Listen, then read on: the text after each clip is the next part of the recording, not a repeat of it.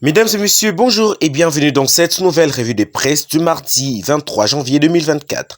Certains journaux paris ce mardi 23 janvier reviennent sur l'intervention du ministre de la Communication et des Médias quelques jours après la prestation du serment du président Félix Antoine Tshisekedi. Le mal de la région des Grands Lacs et Paul Kagame, président de Rwanda, engagé dans la déstabilisation de ce voisin, les obligeant désormais à mutualiser leurs efforts pour pacifier cet espace, a analysé Patrick Mouyaya dans le propos relayé par Forum des As. Ce n'est pas surprenant d'ailleurs de voir ces données refaire surface parce que c'est dans sa stratégie permanente de déstabiliser le voisin. Et je pense aussi qu'il y a un dialogue de haut niveau entre notre président et celui de Burundi dans une mutualisation des efforts pour le retour de la paix dans la région de manière générale, a réagi le ministre Mouyaya, ajoute le journal.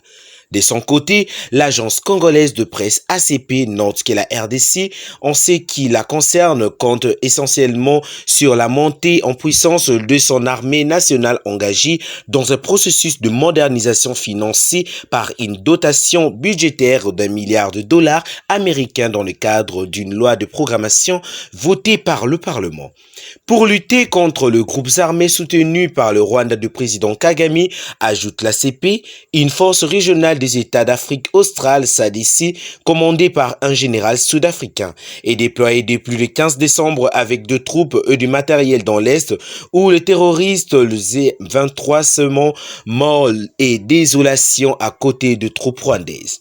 Dans un autre registre, le média revient sur le travail que l'inspection générale de finances compte amorcer en 2024. L'agence congolaise de presse rapporte que l'inspection générale de finances s'engage à renforcer la lutte contre les mauvaises pratiques dans la gestion publique au cours de l'année 2024.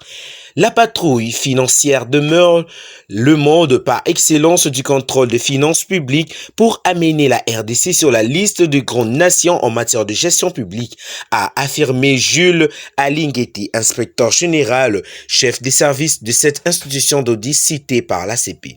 Africa News rappelle que grâce au travail de l'IGF, Kinshasa et Pékin sont parvenus à un accord après révisitation de clauses de contrat chinois, jugé léonin par sa forme initiale. Au nom de cet accord, Kinshasa va bénéficier de 7 milliards de dollars en 10 ans, soit 700 millions USD l'an,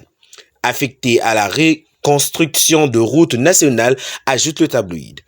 Un premier décaissement évalué à 300 millions de dollars sera effectué en ce mois de janvier 2024, alors que le second, à hauteur de 400 millions, interviendra 3 mois plus tard, conclut Africa News.